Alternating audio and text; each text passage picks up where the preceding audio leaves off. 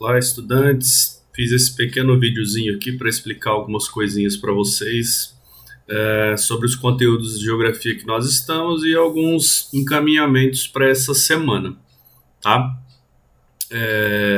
Na semana passada eu postei uma atividade que é referente à unidade 8, que é crescimento e hierarquização das cidades, que a gente já havia visto um pouquinho em sala em outro momento, tá ok? Pedi para vocês também a leitura desse texto, ó, Reestruturações Produtivas, Redes e Novas Relações Campo-Cidade, Cidade-Campo, da página 202 e 203 do livro didático. Pedi que a partir da leitura desse texto vocês anotassem as palavras e expressões desconhecidas e procurassem os seus significados, tá? Aqui nós temos o nosso livro didático, né? Aqui nós temos o texto que eu pedi para que vocês lessem na semana passada.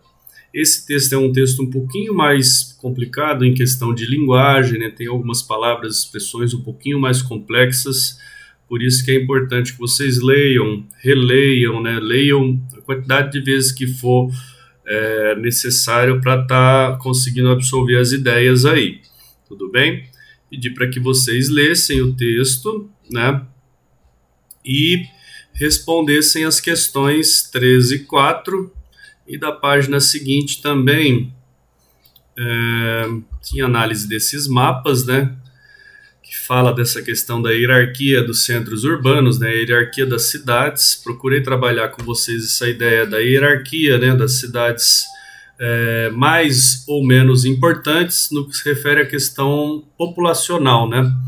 É o que está colocado aí nesses mapas. A influência das cidades no contexto nacional, no contexto do nosso país. É importante que vocês observem os mapas, né? Ó. Observem as datas, tá? Que foram feitas essas referências aí a essas cidades, né? Depois nós temos, por fim, aqui a hierarquia do Brasil, dos centros urbanos, né, do Brasil em 2007, que mostra mais ou menos como é que está essa organização das maiores cidades brasileiras, né? A hierarquia da maior para menor e assim sucessivamente.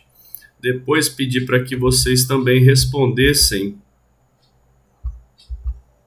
essa outra questão aqui. Essas outras, né?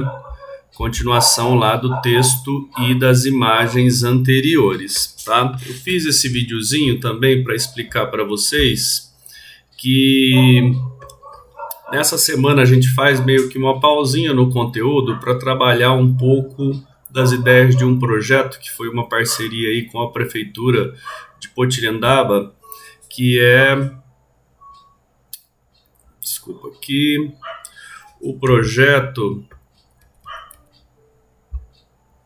da chamada Fundação Mapfre. Esse arquivo aqui eu vou postar lá no grupo para vocês também, tá? Chamado Educação Viária é Vital. Querendo ou não, tem a ver bastante com esse conteúdo que a gente está vendo sobre cidades, né? A organização das cidades, a hierarquia das cidades, né?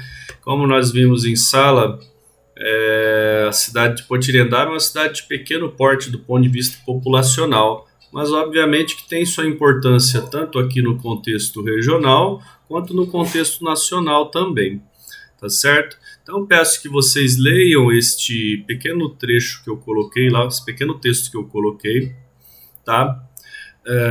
Que fala dos objetivos das atividades dessa Fundação Mapfre, que é, dentre outras coisas, fazer essa pesquisa, um levantamento sobre as condições de circulação, né, dentro das cidades, dentro dos espaços públicos. Coloco algumas informações aqui, ó. Segundo a ONU, né, que é a Organização das Nações Unidas, até 2014, 87% de nós brasileiros, 5%, morávamos nas cidades, né? Que a estimativa para 2030 é que essa população, que esse percentual cresça para 91%. Ou seja, a grande maioria dos brasileiros vai morar e residir nas cidades, tá certo? Então, vem falar um pouquinho sobre essas questões.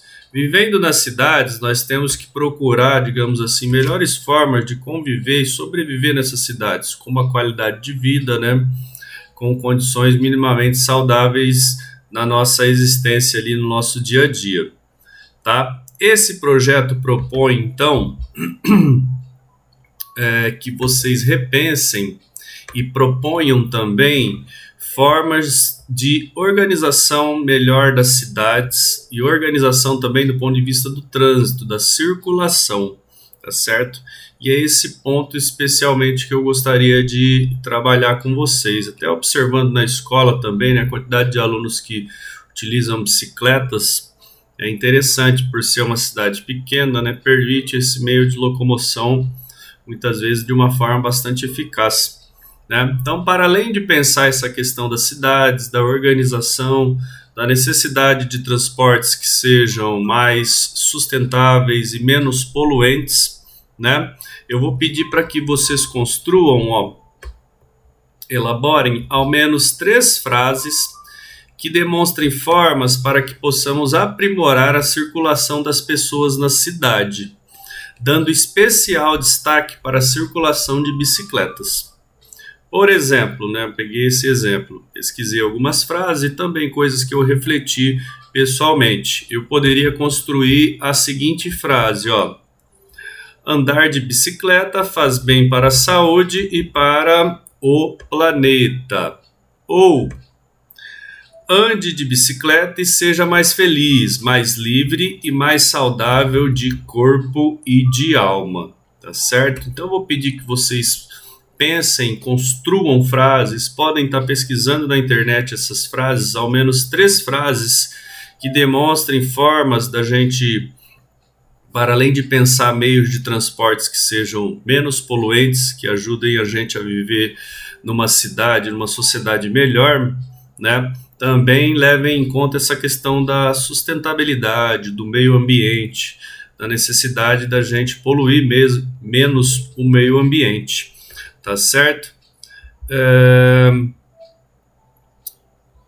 Eu coloquei aqui também, né, que depois que vocês escreverem essa frase, vocês vão, transcrever ela em seu caderno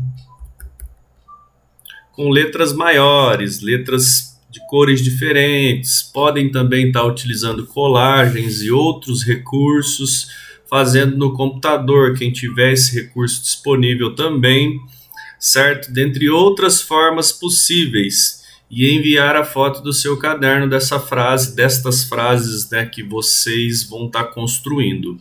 Tudo bem? Lembre-se, pense em frases que contribuam, para a melhoria do trânsito, que estimulem o uso da bicicleta e que reflitam também como você acredita que na cidade de Potirendaba estas ações possam ser aplicadas no dia a dia. Tá certo? Voltando lá aqui ao PowerPoint, né?